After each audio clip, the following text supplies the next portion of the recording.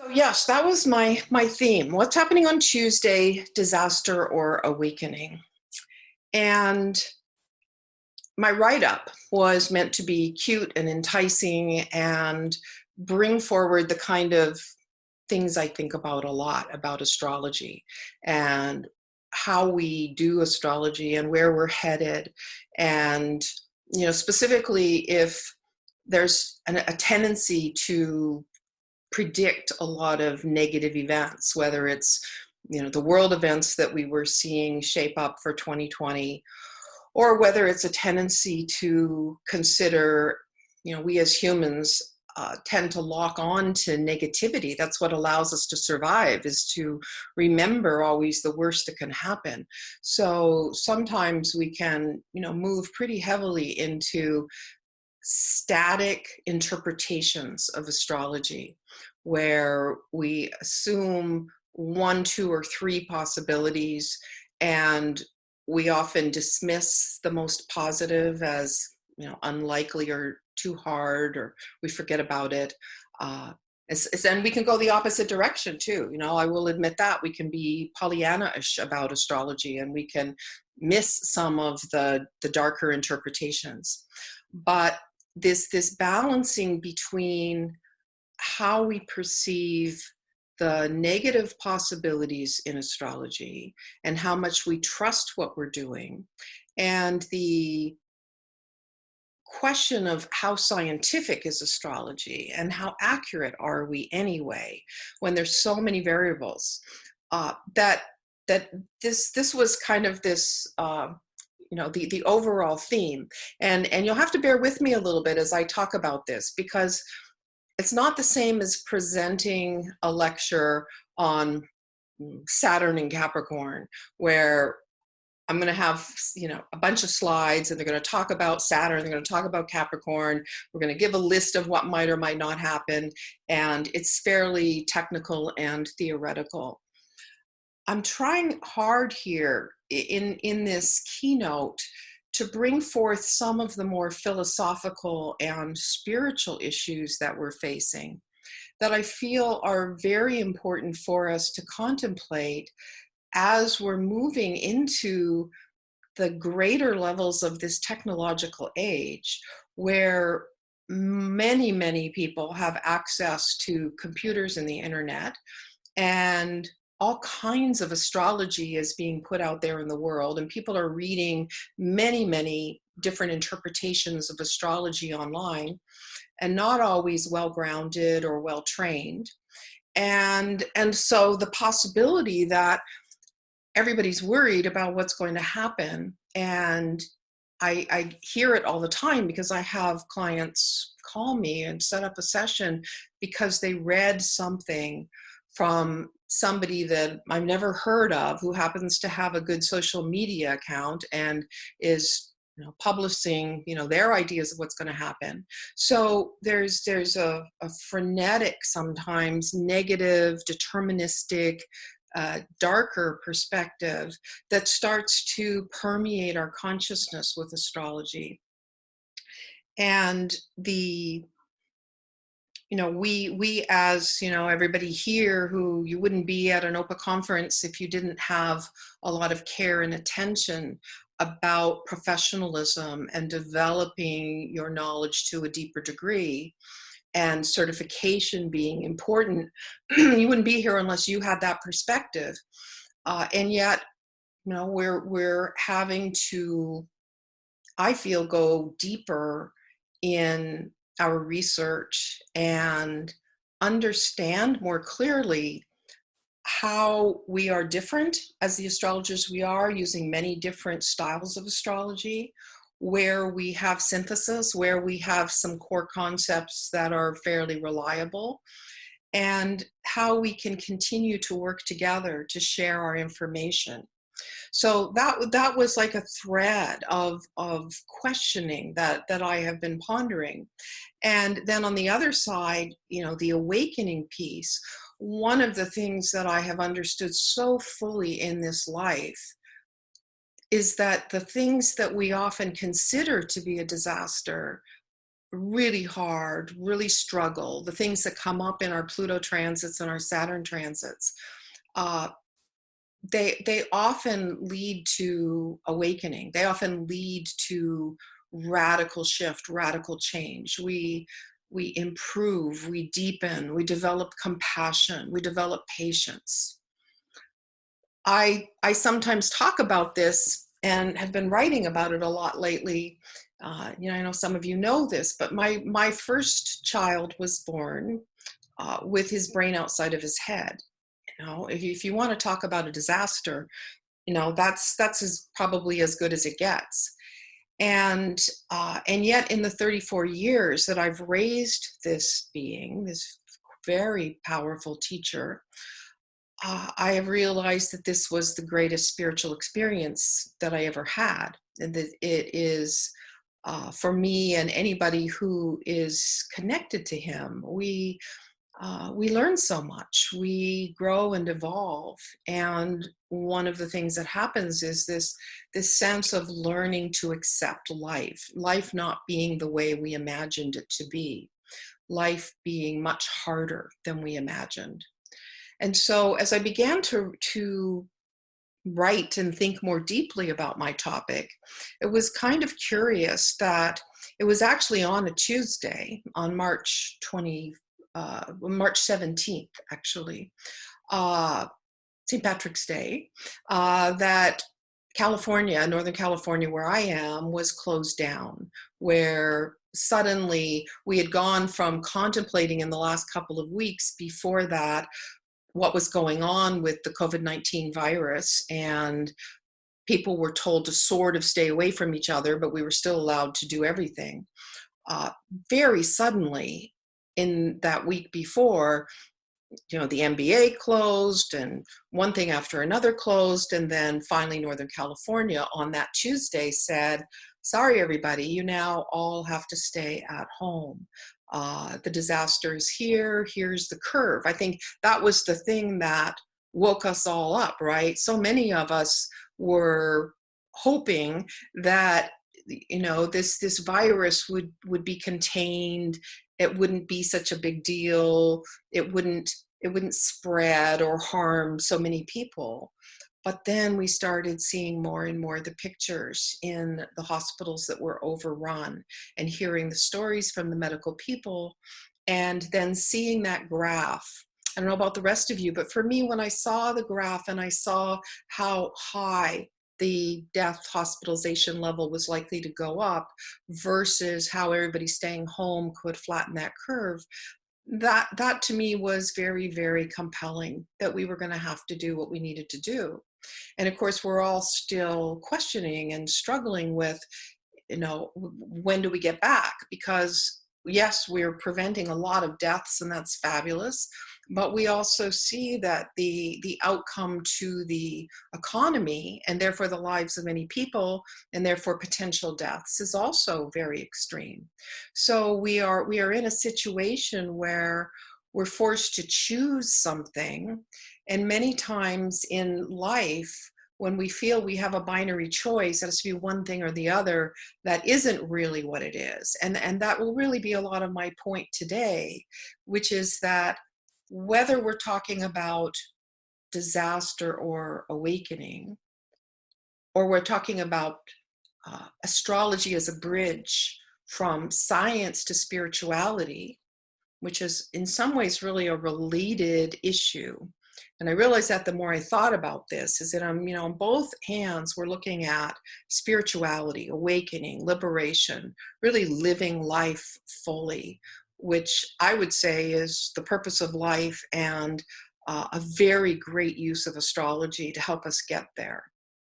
But then on that other side, we have negative predictions, negative events, seeming disaster, whether we're really clear enough in all of our techniques to truly be able to predict things on a level that people are going to take us seriously. And I know a lot of astrologers out there are really hoping that we can be taken seriously. And then we have this, when we're talking serious, then people start thinking about science and start thinking about what exactly are we as astrologers? You know, do we have some knowledge that is specific and clear and that can predict reliably? Or are we high priestesses and high priests of a spiritual belief system or religion, really? You know, I think of spirituality as more the practice we have and that sense of oneness and connection, and the religion being more of the belief system, what we study, more of a ninth house emphasis. So we're pondering the either or the togetherness, the intersection as we come into this particular presentation. So, you know, the question of, you know, how could astrology be a bridge from science to spirituality comes forward. And in order for it to be a true bridge, we have to understand, I think, a little bit more about science and what it asks for if we kind of lean in that direction, and what spirituality asks of us as we move forward into a brand new age. My starting point in thinking about this year, which we all know is a year that holds so many huge cyclical changes. And to lay it out really simply, sort of pull this energy into the room, and I know everybody's been thinking about this and talking about it forever, but it is the backdrop of where we find ourselves right now. That at the solar eclipse on December 25th, 2019, we had, and it's at 4 degrees of Capricorn, we had a major stellium in Capricorn, including the South Node, of course, because we're having an eclipse. But we have Jupiter, the planet of belief, truth, and expansion. We've got Saturn, structure, restructure, you know, the significant elements of society. We've got Pluto, transformation and empowerment, but also holding within it the seed of corruption and darkness. And we know that in 2018 and 2019, as Saturn and Pluto moved their way through Capricorn, often being amplified by Mars energies, you know, every time Mars was conjunct or square or opposite, things really heated up. And I know I felt during that time period that what I was doing was helping people get ready for 2020, that we were all faced with our Saturn issues and our Pluto issues. And, you know, the important thing to do there, if you haven't already done it, is to look at the position of Saturn and Pluto in your natal chart and understand in a very deep, positive, co-creative way what their meaning is, what their purpose is, what the highest expression of these two planets are. Because Saturn, Pluto, and the nodes are, you know, really your destiny themes in your chart. They have a lot to do with your karmic past, what you have left unresolved, and what you're choosing to resolve in this lifetime, what you're ready for. Are you ready to step fully into your power, Pluto? Are you ready to step fully into mastery and accomplishment? Are you ready to give your gifts of the South Node to the world and let go of the habit patterns that keep you stuck? And are you ready to fearlessly evolve yourself into understanding some of the concepts of your North Node and integrating those into the whole of who you are? So for the last few years, this is what we have all been doing. And of course, on the predictive level, you know, we have 2 ways of looking at astrology. We have that piece we can do in our own charts where we look at the fundamental meanings. We look also at where the action is happening, where Saturn, Pluto, South Node are, you know, in their activity in the chart. So that's the action that will ultimately change things. We have that very personal perspective, and I think this is where we can more fully be in the spirituality of astrology, where we understand our evolutionary path. And then we also have the bigger predictions, which many times we leave to the astrological experts, right? The ones who are all about the timing cycles of the world and the financial astrologers. And so, we knew that the possibility of very dark negative events was inherent in these shifts in 2020, that we have so many cycles beginning and thus ending, that we know that 2020 is this change year. And so we were holding within this possibility that we could come into a recession, that we could have really extreme government influence, uh, that things could be restricted, austere, transformed, and yet, we couldn't always know for sure exactly what it would be. And I have to give credit to some astrologers who, laid things out pretty straightforwardly and pretty accurately. But we were wondering, okay, what's going to happen? Like, how is all of this going to be triggered? And I see, you see my other circles and lines here. The triggering energies are Uranus and Taurus as a trine into the Capricorn stellium, and Uranus and Taurus, radical change, shocking events, situations that are totally unexpected. And we know with Uranus that we can get some, new inventions. There's a brilliance of the mind in Uranus seeking to do things differently and to break out of old patterns. And in the sign of Taurus, we were thinking, this has something to do with the world. It has something to do with our climate change issues. Maybe we can have some new inventions to help things, but maybe also on the flip side, on that, disaster side, well, we often think of Uranus and Taurus as earthquakes and radical earth changes that are not pleasant to live through. And we have a similar issue with Neptune in Pisces. Here we see it at that launch via eclipse coming into 2020, that it is, in its own sign, Neptune in Pisces. And when we think of disaster for Neptune in Pisces, we can think of illnesses, death, tragic loss, water disasters, floods, hurricanes. And we can also think of awakening, enlightenment with both of these planets. Uranus on a spiritual level holds within it that possible for awakening on the level that Ajashanti or Krishnamurti would talk about, where we know who we really are. We take a breath back into that quiet place of truth. And with Neptune, we merge with oneness. We merge with divine. We surrender.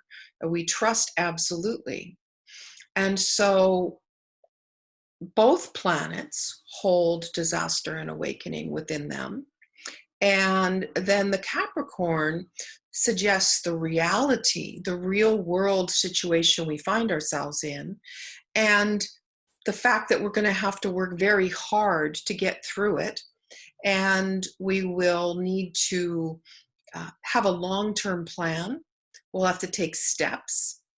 We'll have to delegate with Capricorn. And delegate means that some people will have some of those greater ideas and be in leadership roles, but everybody will have a part to play.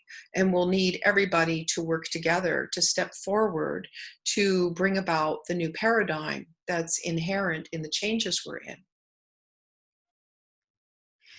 Now, the next significant eclipse chart heading us into the year was the lunar eclipse. And, this chart really gives us the information for the entire weekend.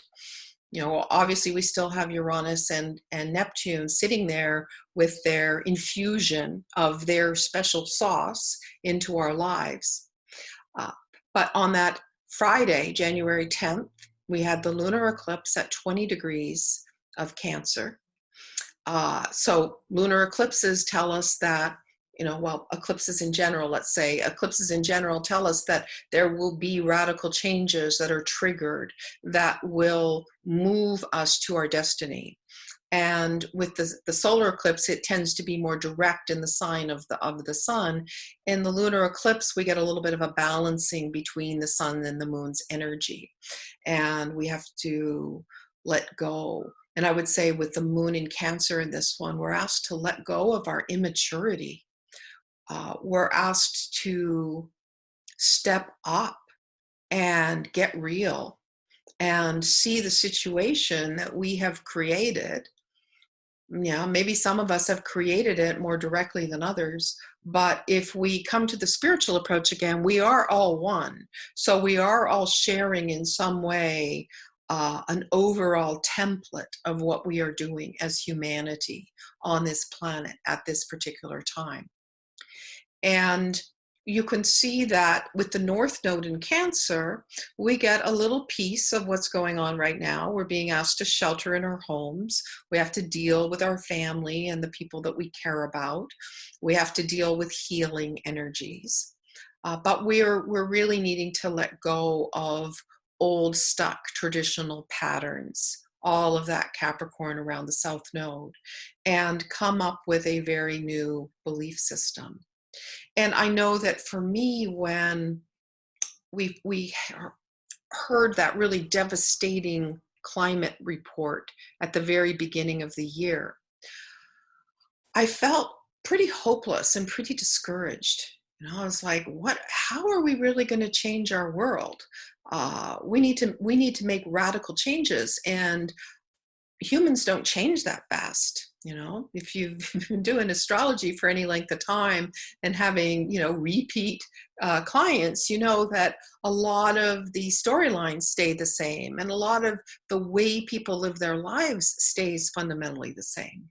So we've all seen the poor polar bears melting to death on the ice caps. We've seen all the pollution. We've seen so many floods, tornadoes, hurricanes, earthquakes happening with such regularity that it's very unlike it was when we were younger. And yet still, what have we done? We have still been living in our same life. We've been traveling, we've been busy, our economy is built on this idea that we have to expand all the time. It's been a Jupiterian construct, and now the entire construct that's building to start with is steeped in Capricorn essence. So we'll have our Pluto, Saturn conjunction, austerity, conservatism, building a new society, restructuring power for 33 years. Over the course of this year, we have Pluto, Jupiter, 3 hits, 14-year cycle, a lot about finance, money, transformation, greed, empowerment, corruption. A lot of this corruption and these problems have been brought into focus over the last 2 years, and definitely since 2008, 2010. So we know a lot about corruption. And then at the end of the year, on December 21st, we'll have the final cycle of the year, Jupiter, Saturn in Aquarius, 0-degree Aquarius, also representing a 200-year cycle in air. In my mind, moving us into a time when information and the way in which we communicate and learn and grow is going to be extremely important for all of us.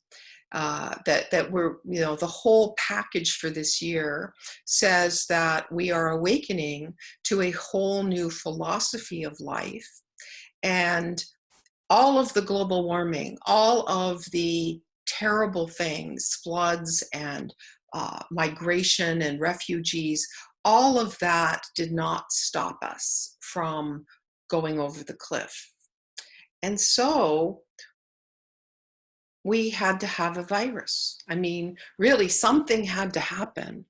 And it seems that the manner of choice is that we have, the greatest disaster beyond what any of us could imagine, that we have this silent virus that people who are perfectly well are carriers of, that kill some people really quickly.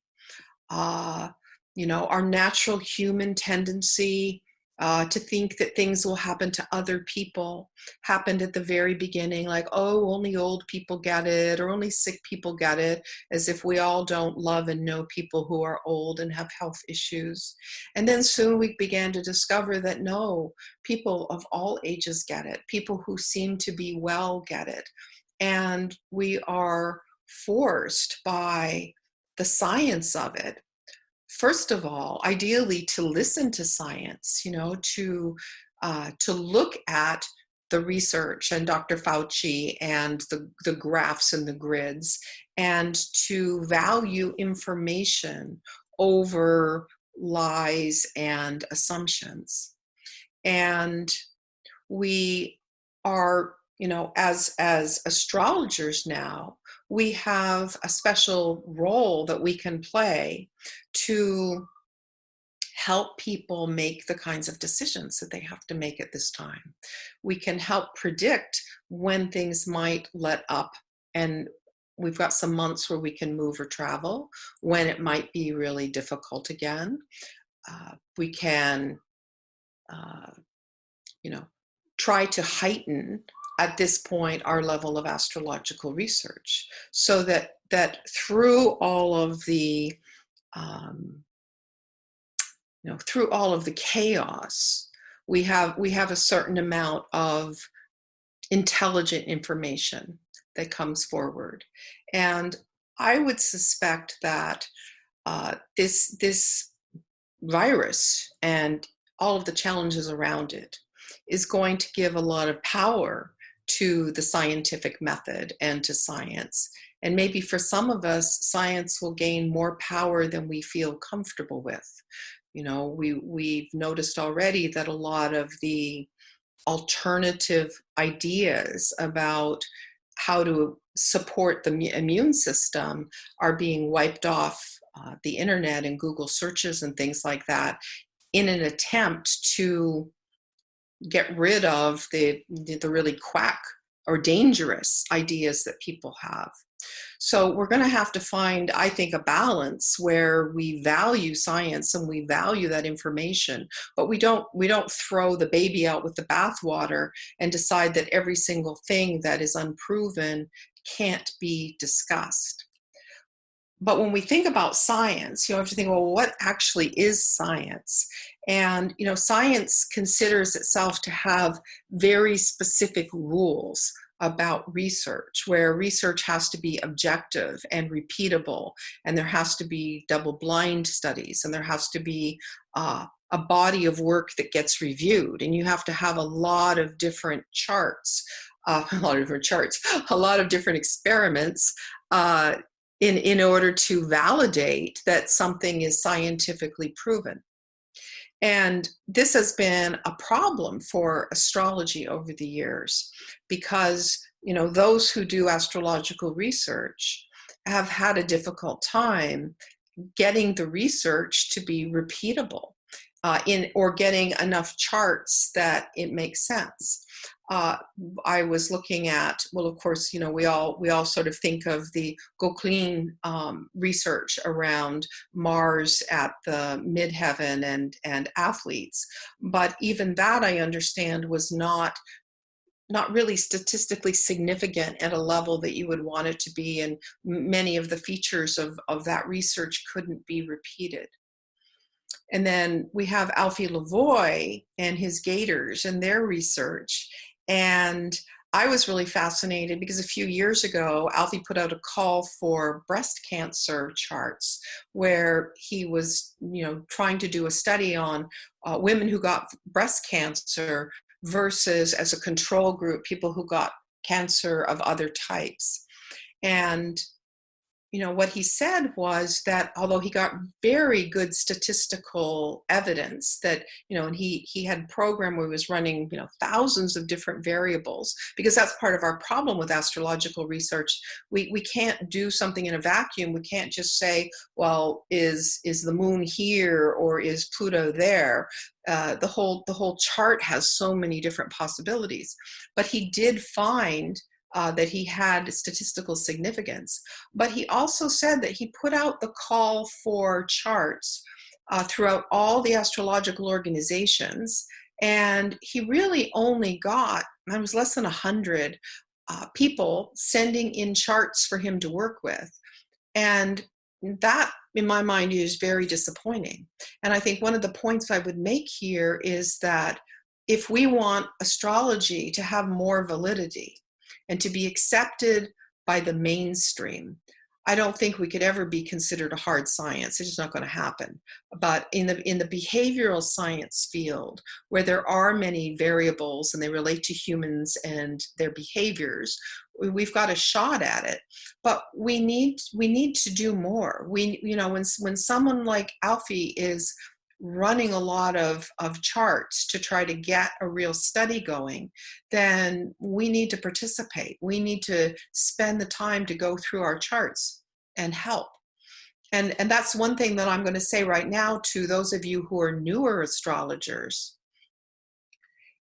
Keep your records, keep your charts, keep notes, put them in files by certain types of issues, because whether you're going to do your own, anecdotal research or qualitative research where you are just working with some features that you have, anecdotal research is the research that all of us do, where we just say, oh, seems to me all my people with XYZ usually are like this, and we pull out a bunch of charts and we test it against some famous charts, and then maybe we'll do a little talk on it.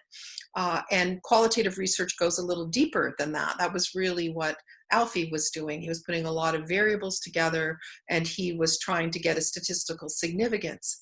But in order to get to the next level, where it's quantitative, where the research is very specific and has a control group and has thousands of charts or individuals that it's run for, that requires a lot of information. So I've been doing this work for actually over 35 years now, and I have a lot of memory of the charts that I've worked with and the people and their stories, but I sure wish that I had kept notes a lot more specifically, so that I would have a lot of the information from people that I have forgotten. But back to the point of the research and supporting research, Alfie ended up feeling that he could have, if he had more data from more astrologers, he could have possibly done a true statistical study that he could submit to a scientific or medical journal, but he just didn't have enough charts to do that.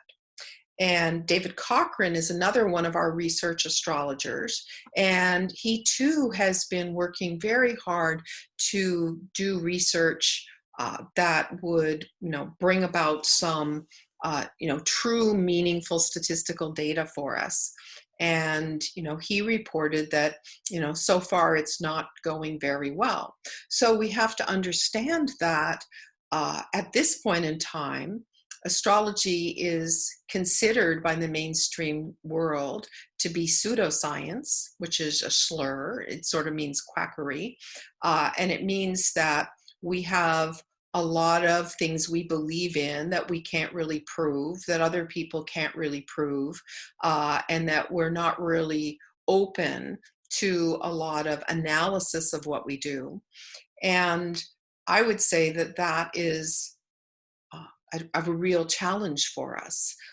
We know that within our group of clients and students that we work with, that we get tremendous validation, that a lot of what we say turns out to be exactly correct. So we know the seeds are in there. But in terms of the ethics of us doing specific predictions when we haven't been able to prove things, by any level of like measurable, repeatable experiment or accuracy, then we've got work to do going forward, so that we can take this idea that we have, that we are professionals and we have so much to offer the world, and we know from our own experience in our own life and the way we work with clients that that is in fact true, that we have a great deal to offer. But I'm very, very hopeful that as we move into this next phase of life post 2020, that with Uranus in Taurus, and all of the Capricorn energy cycles, that we bring together science. I think on an astrological level, science could be connected to Pluto, because we investigate and we dig deep and we're brutally honest. Uranus, the high mind, new ideas, new inventions, and all the Capricorn and the need to create something that is legitimate, masterful, and very, very accurate. So the seeds are set during this time for us as astrologers to take our work to a whole nother level.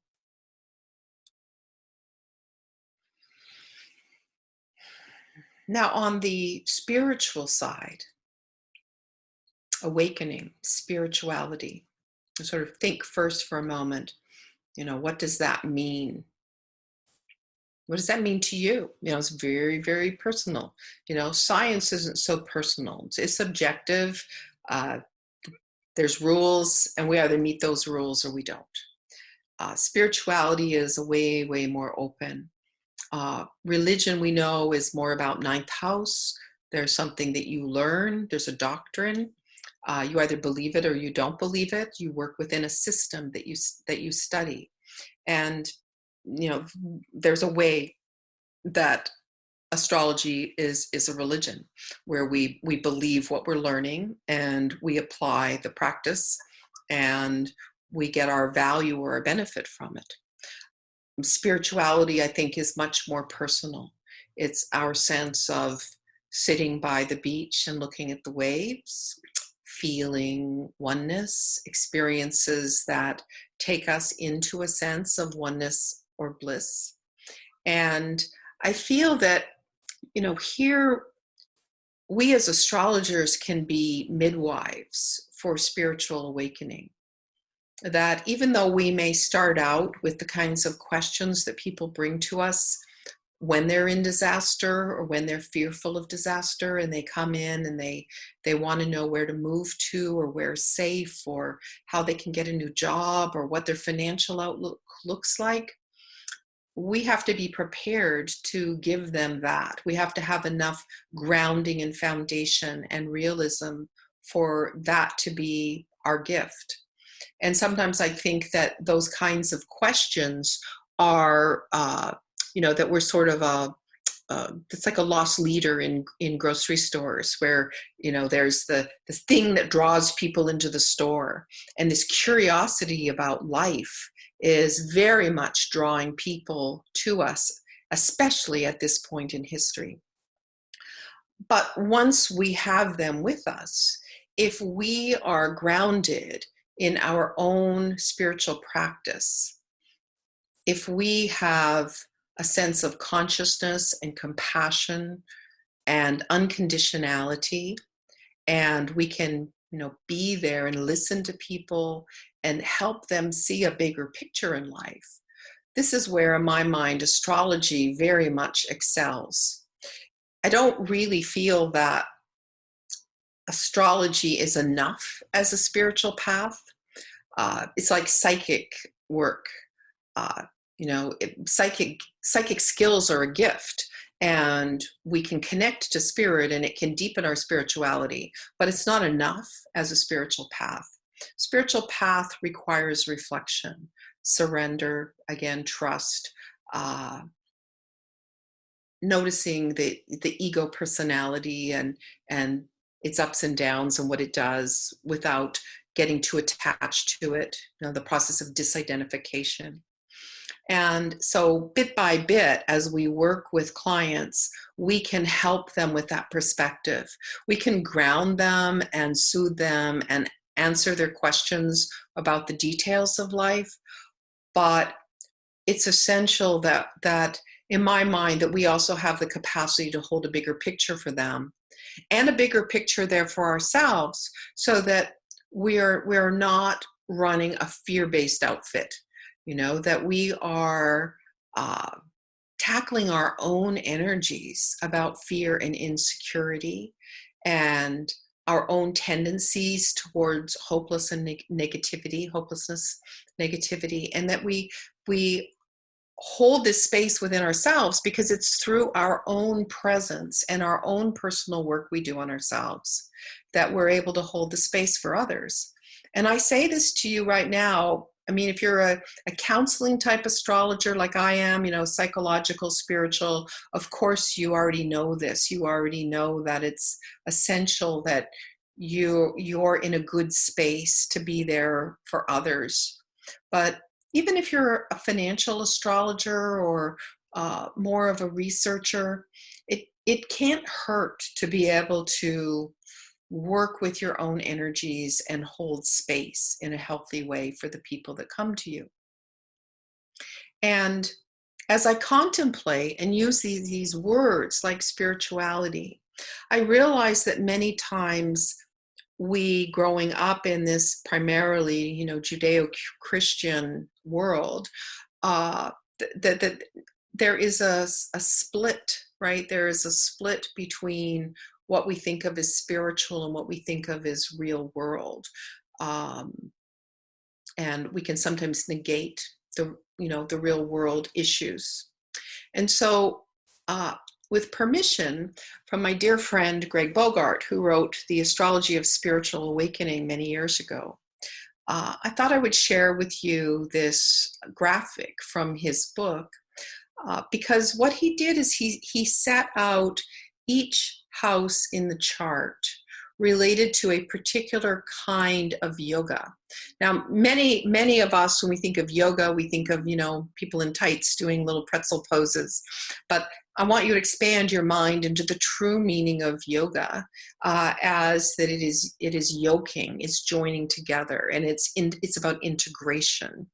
And the word hatha, sun and moon, and yoga, which is sort of like the base level of physical yoga, is about bringing together the sun and the moon, bringing together that eternal essence that brings us to wholeness. But in this lovely little chart, you can see that prana yoga, first house, Aries, to have a strong will and focused intention is a way of meeting the world, and that is essential as we live any kind of a spiritual life. And each, by looking at each one of these houses, you can consider in your own chart where your natal planets are, and definitely where the current transits are that are creating these massive cycle shifts, because this tells you something about your spiritual path, which is meant to be grounded in a particular way in your life, so that the physicality of your life, the day-to-day, what we might start to think of as the events or the more scientific aspect, what could be measured in life, that what we're doing on that day-to-day level is aligned with what we came here to do.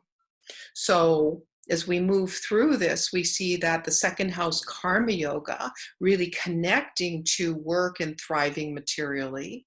Mantra yoga, where we steady the mind in the third house, not just think and communicate, but we steady our mind. That's essential. It can be through the practice of mantra.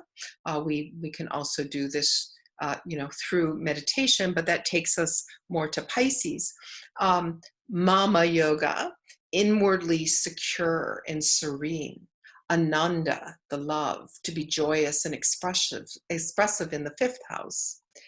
Viveka, to be healthy, discriminating, pure, to detox with the 6th house. Bhakti, 7th, to be loving and open-hearted, to greet others from that space of, I honor the divine in you. Shakti Yoga, powerful, transformational energy, Scorpio. Jnana, to be wise and knowledgeable, to be certain of one's beliefs, the 9th house. Here we're very engaged in this practice as international astrologers. At the top of the chart, at the midheaven, we have Dharma, to be effective in the world and to fill our essential life task. We have our Sangha.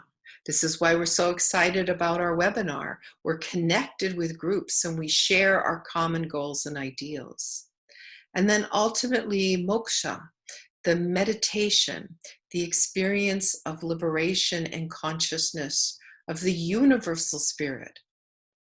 Remembering that spirit is oneness. What is inside us and around us is shared by all beings in the world. And so as you contemplate, these astrology yogas, contemplate your own life and how you are living your own spiritual path.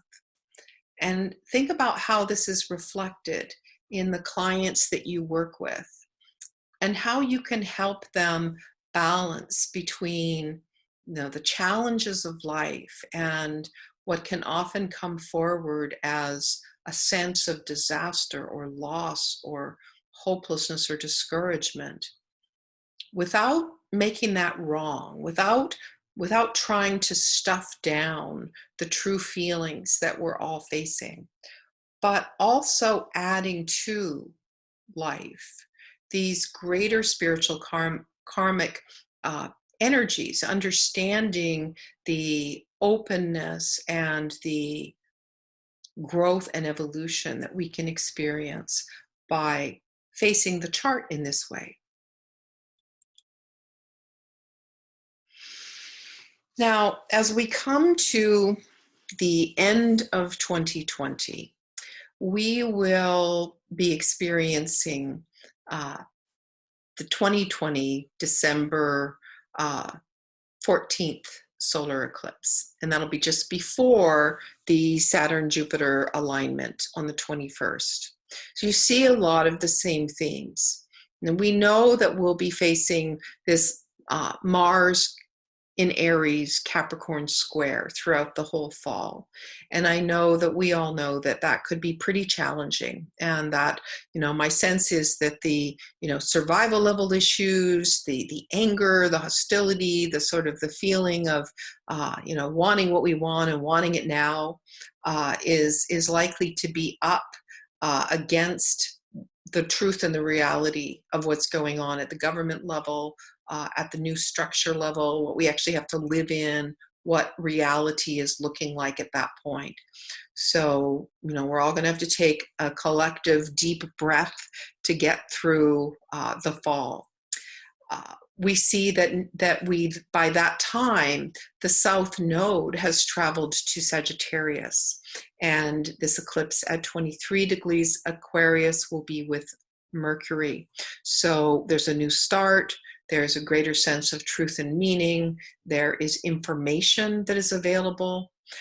And that energy is still being infused, but in a more challenging way, by Mercury and Pisces. Death, loss, disease, hopefully spirituality, surrender, trust, awakening, and maybe even some of that transcendent creativity that comes in from Neptune.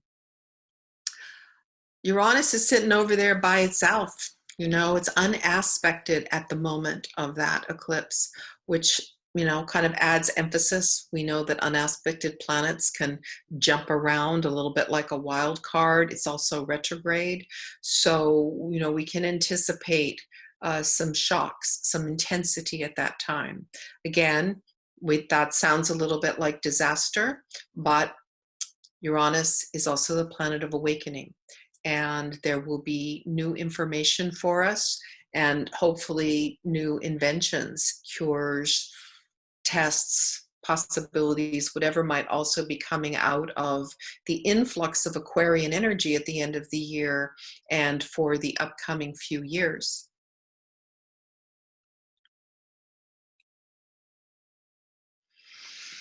So as I come to the completion of what I want to say most today, uh, disaster and awakening, science and spirituality, not or, not one or the other. We're in a point in our lives, in the life of this particular planet, where it's essential that we embrace all of it. And I chose this picture of the lotus to remind us that we like the lotus, we grow out of the muck. The lotus, so beautiful, so peaceful, and like all flowers, opening without effort. It's just what a flower does. It opens without effort. And and yet its root, its stem and its root go deep into the mud that it is growing out of.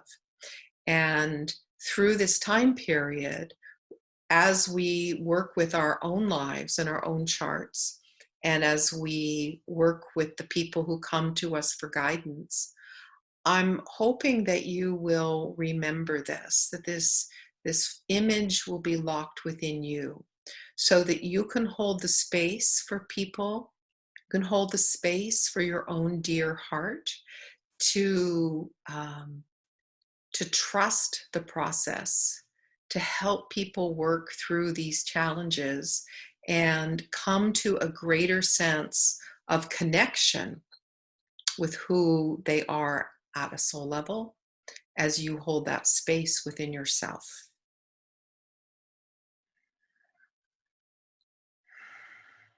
Okay. Thank you very much.